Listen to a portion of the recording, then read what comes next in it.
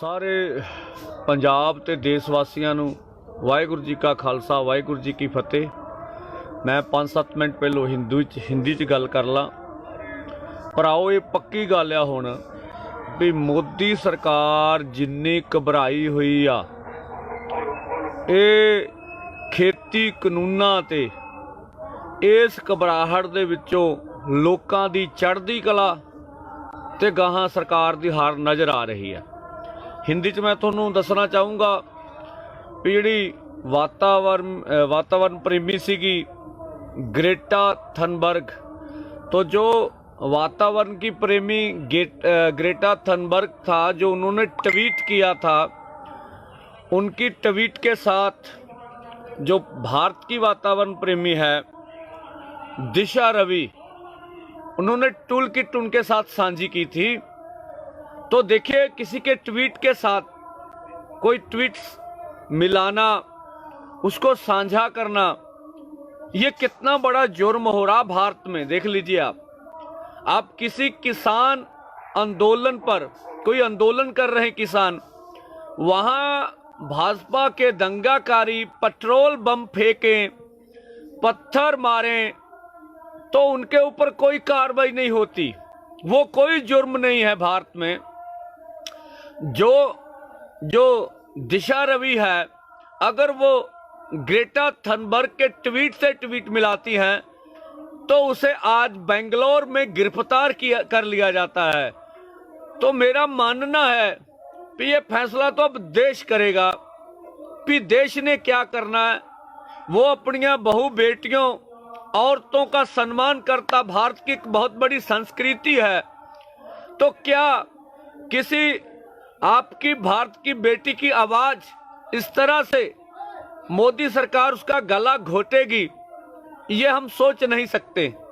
तो इसका किसान मजदूर संघर्ष कमेटी पूरी तरह भर्त्सना करती है, और इस तरह से गला दबाना सोशल मीडिया पर, ये हमें बर्दाश्त नहीं है। बाकी अब देश फैसला कर ले उसके क्या ठीक लगता है।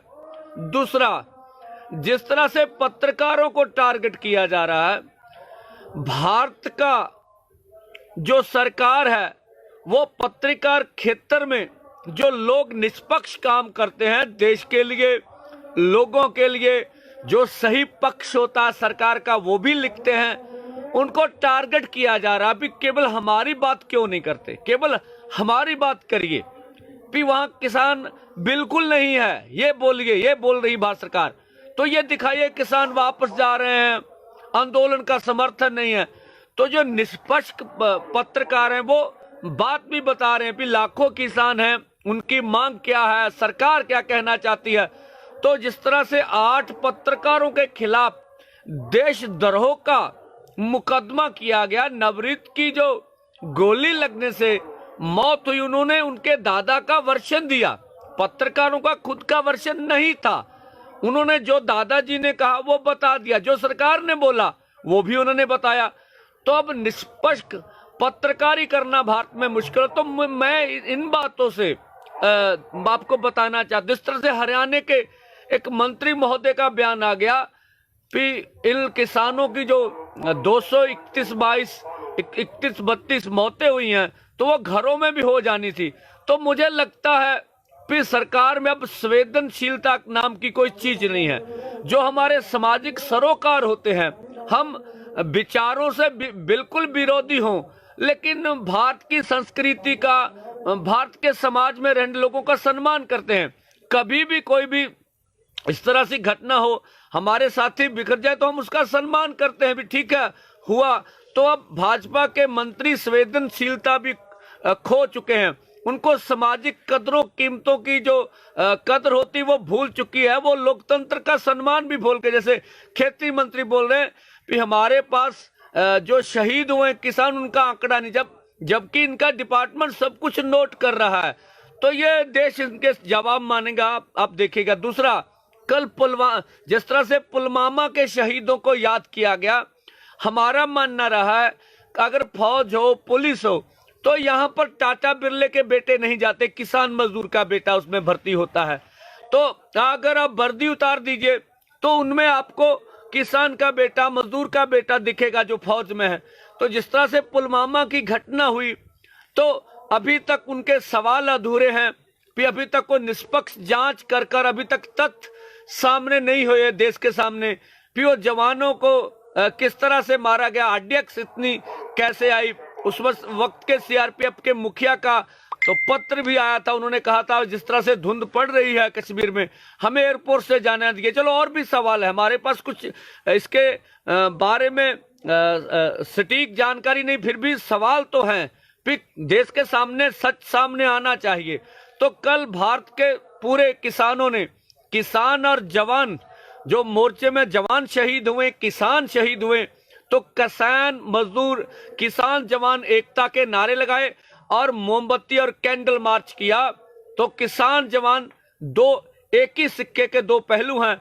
कोई देश के बाहर सरहदों पर देश की रक्षा करता है, किसान सारी उम्र अनाज पैदा करके कर्ज में डूबा रहता है, कर्ज के कारण वो खुदकुशियां कर रहे हैं, फिर भी देश के लिए अन्न पैदा करते हैं। और आज देश को बचाने में सबसे अधिक सक्रिय हैं किसान। भी हम अपनी जमीन मांग को नहीं जाने देंगे, जो हम उपज पैदा करते हैं उस उपज का दाम लेंगे।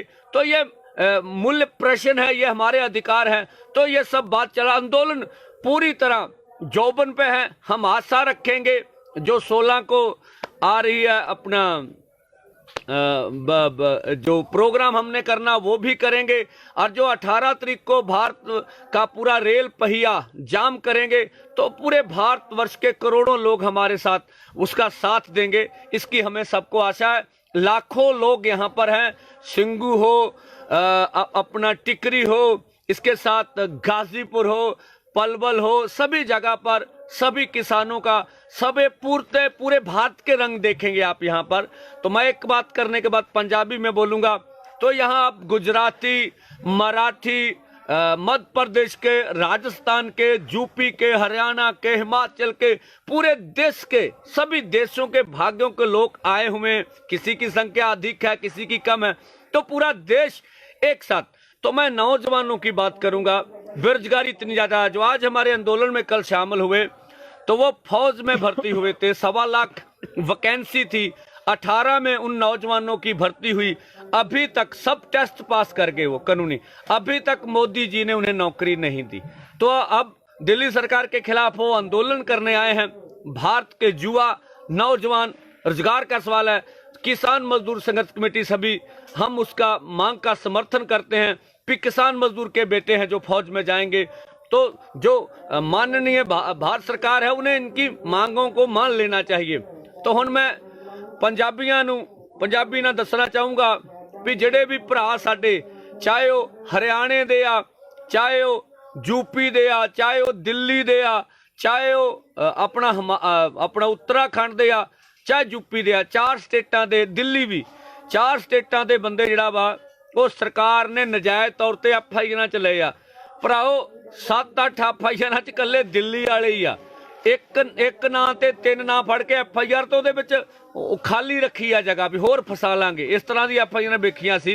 ये तो ਜਿਹੜੀ समस्या आ रही आ, मेरे वीर ਜਿਹੜੇ भी ਮਾਪਿਆਂ ਦੇ ਕੋ ਪੁੱਤ ਜੇਲ੍ਹਾਂ ਚ ਨੇ ਉਹਨਾਂ ਨੂੰ ਬੇਨਤੀ ਆ ਵੀ ਤੁਸੀਂ ਵਕੀਲਨਾਮਾ ਇਹ ਜਿੱਥੋਂ ਮਰਜ਼ੀ ਮਿਲ ਜਾਂਦਾ, ਮੈਂ ਪਾਲਵੀ ਦਾ ਵਕੀਲਨਾਮਾ ਲੈ ਕੇ ਥੱਲੇ ਸਾਈਨ ਕਰ ਦਿਓ। ਜੋ ਵੀ ਤੁਹਾਡਾ ਤੁਸੀਂ ਉਹਦੀ ਧੀ ਜੇ, ਪੁੱਤ ਜੇ, ਨੌ ਜੇ, ਘਰ ਵਾਲੀ ਜੇ, ਪਿਓ ਜੇ, ਦਾਦਾ ਜੋ ਵੀ ਹੈ, ਤੇ ਉੱਤੇ ਕੁਛ ਨਾ ਲਿਖਿਆ ਜੇ। ਹਲਫਨਾਮੇ ਦੇ ਥੱਲੇ ਜਿਹੜਾ ਉਹ ਸਰ ਹਲਫਨਾਮਾ ਕਹਿੰਦਾ ਵਕੀਲਨਾਮਾ, ਵਕੀਲਨਾਮੇ ਦੇ ਥੱਲੇ ਸਾਈਨ ਕਰਕੇ ਇੱਕ ਵੱਖਰੀ ਪਰਚੀ ਲਾਓ। ਵੱਖਰੀ ਪਰਚੀ ਤੇ ਦੱਸੋ ਕੀ ਨਾਮ ਆ, ਸਨ ਆਫ ਕੀ ਆ, ਉਮਰ ਕਿੰਨੀ ਆ, ਥਾਣਾ ਕਿਹੜਾ, ਪਿੰਡ ਕਿਹੜਾ, ਜ਼ਿਲ੍ਹਾ ਕਿਹੜਾ, ਉਹਦੀ ਪਰਚੀ ਫੋਟੋ ਕਾਪੀ ਖਿੱਚ ਕੇ। ਇਹ ਤੋਂ ਗਾ ਆਧਾਰ ਕਾਰਡ ਦੀ ਕਾਪੀ। ਤੁਸੀਂ ਆ ਸਕਦੇ ਹੋ, ਬਹੁਤ ਨਹੀਂ ਆ ਸਕਦੇ ਤਾਂ ਫਿਰ ਉਹਨਾਂ ਦੀਆਂ WhatsApp ਤੇ ਤੁਸੀਂ ਫੋਟੋ ਕਾਪੀਆਂ ਭੇਜ ਦਿਓ। ਅਸੀਂ WhatsApp ਕਰਾ ਕੇ ਆਪਣੇ ਵਕੀਲਾਂ ਨੂੰ ਬਹੁਤ ਛੇਤੀ ਜ਼ਮਾਨਤਾਂ ਹੋਣਗੀਆਂ। ਲਗਾਤਾਰ ਪ੍ਰੋਸੈਸ ਚੱਲ ਰਿਹਾ ਵਾ। ਇਹ ਤੋਂ ਗਾਹਾਂ ਜਿਹੜੇ ਪ੍ਰੋਗਰਾਮ ਆ ਰਹੇ ਆ ਸਾਰੇ ਭਰਾਓ, ਅਜੇ ਤੱਕ ਦੇਸ਼ ਦੇ ਵਿੱਚ ਜਿਹੜੀ ਕਮਜ਼ੋਰੀ ਰਹੀ ਆ ਪੰਜਾਬੀਆਂ 'ਚ, ਅਜੇ ਤੱਕ ਜੇ ਹਰੇ ਆ ਤੇ ਫੁੱਟ ਕਰਕੇ ਹਰੇ ਆ। ਇਹ ਅੰਗਰੇਜ਼ਾਂ ਦਾ ਰਿਹਾ ਸੀ ਰੂਲ ਵੀ ਪਾੜ ਕੇ ਰਾਜ ਕਰੋ। ਉਹਨਾਂ ਨੂੰ ਪਤਾ ਸੀ ਉਹ ਲੜਾਉਣ ਲੱਗਿਆਂ ਮੁਸਲਮਾਨਾਂ ਦੀ ਮਸਜਿਦ ਦੇ ਵਿੱਚ ਸੂਰ ਸੁੱਟ ਆਉਂਦੇ ਹੁੰਦੇ ਸੀਗੇ, ਦੰਗੇ ਕਰਾ ਦੇਣੇ। इधर गां हिंदुआं दी मंदिर विच गां सुट देनी। तो इस किस्म के फसाद ਉਹ ਧਰਮਾਂ ਜਾਤਾਂ ਦੇ ਨਾਂ ਤੇ ਕਰਾਉਂਦੇ ਰਹੇ। ਇਹ ਅੰਗਰੇਜ਼ਾਂ ਦਾ ਰਹਿੰਦਾ ਸੀ।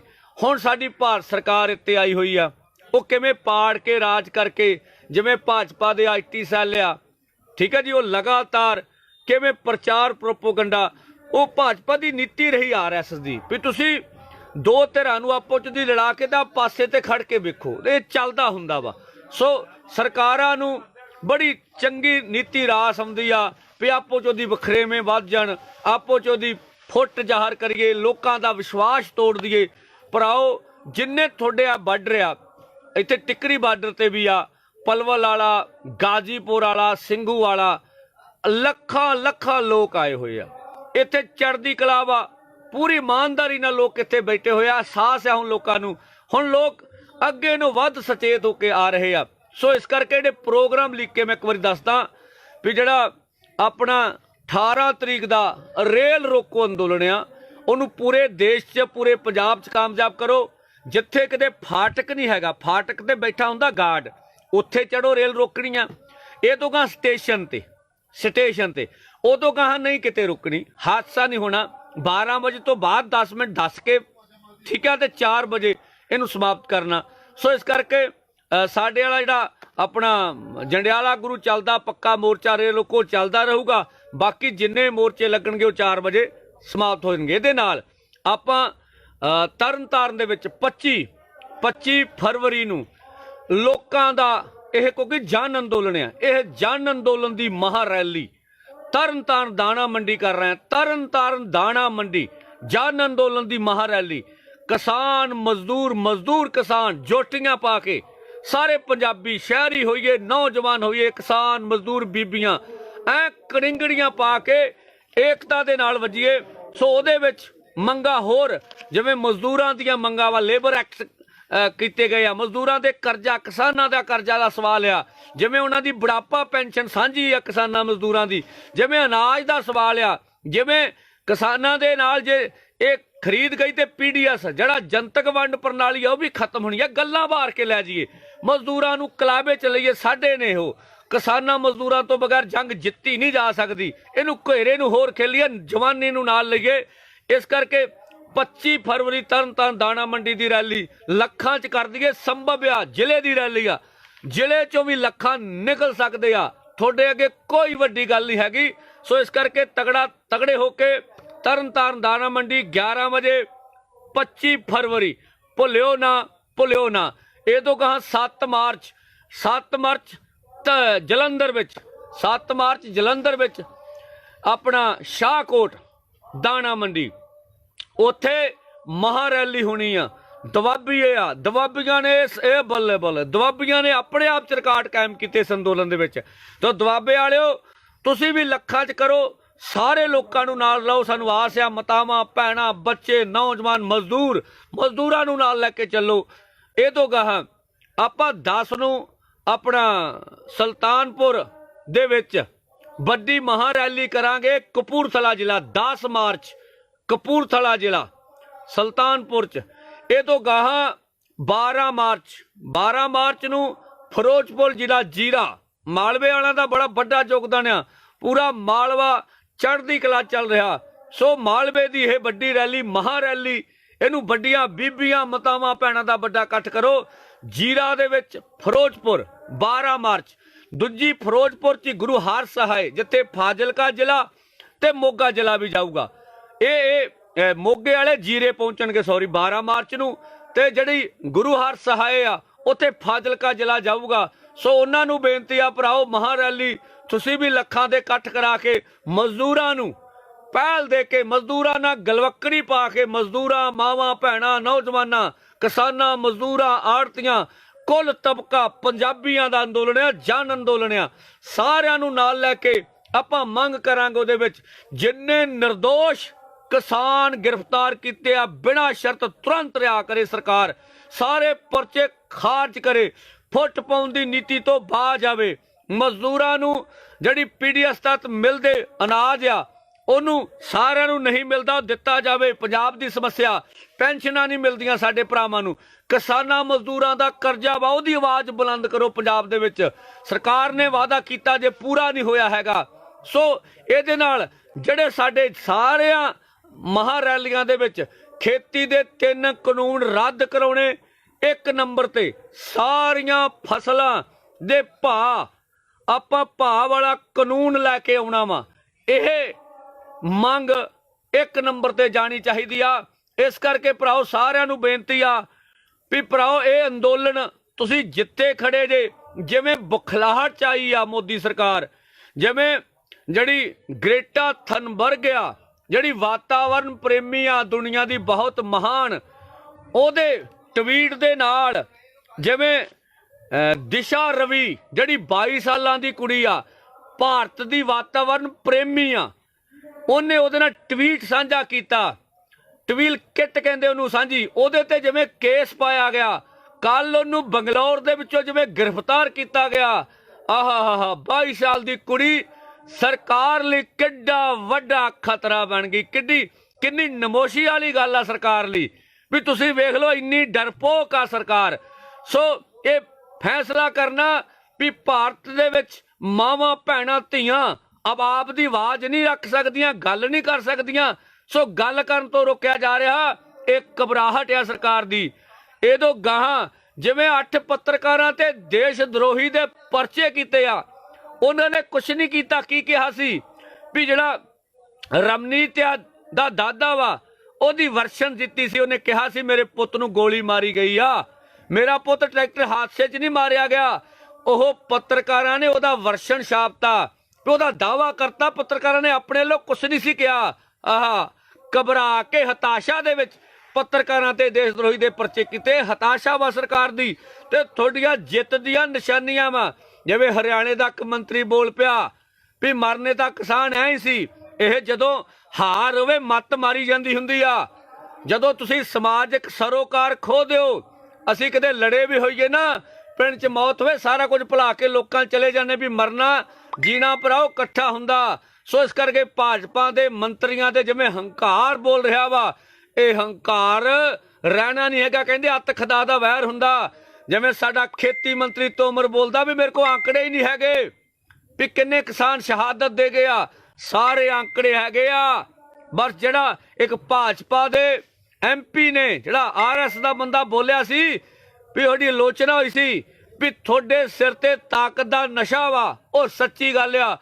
ਭਾਜਪਾ ਦੇ ਅੰਦਰ ਵੱਡੇ ਤੇ ਵਿਆਪਕ ਪੱਧਰ ਤੇ RSS ਜਿਵੇਂ ਬਗਾਵਤ ਕਰ ਰਹੀ ਆ, ਜਿਵੇਂ ਉਹਨਾਂ ਨੂੰ ਪਤਾ ਵਾ ਵੀ ਪੂਰਾ ਦੇਸ਼, ਮੈਂ ਤੁਹਾਨੂੰ ਸਾਫ਼ ਦੱਸਣਾ ਚਾਹੂੰਗਾ, ਮੱਧ ਪ੍ਰਦੇਸ਼ ਦੇ ਵਿੱਚ ਬਹੁਤ ਵਿਆਪਕ ਪੱਧਰ ਤੇ ਰੋਸ ਹੋ ਰਹੇ ਆ। ਸੰਯੁਕਤ ਕਿਸਾਨ ਸੰਗਠਨ ਦੇ ਆਗੂਆਂ ਦਾ ਫੋਨ ਆਇਆ ਸੀ ਵੀ ਅਸੀਂ ਵੱਡੇ ਅੰਦੋਲਨ ਕਰ ਰਹੇ ਹਾਂ, ਹਜ਼ਾਰਾਂ ਟਰੈਕਟਰ ਭੋਪਾਲ ਦੇ ਵਿੱਚ ਵਾੜਾਂਗੇ। ਮਹਾਰਾਸ਼ਟਰ ਜਿਵੇਂ ਉੱਠ ਰਿਹਾ, ਸਰਕਾਰ ਘਬਰਾਈ ਹੋਈ ਆ ਵੀ ਪੂਰਾ ਦੇਸ਼ ਨਿਕਲ ਤੁਰਿਆ। ਤੁਸੀਂ ਵੇਖੋ ਪੰਜਾਬ, ਹਰਿਆਣਾ, ਰਾਜਸਥਾਨ, ਗਾਂ ਯੂਪੀ ਕਿਵੇਂ ਚੱਲ ਰਿਹਾ। ਹਿਮਾਚਲ 'ਚ ਵੀ ਬਗਾਵਤਾਂ ਵੱਡੀਆਂ ਉੱਠ ਰਹੀਆਂ ਨੇ।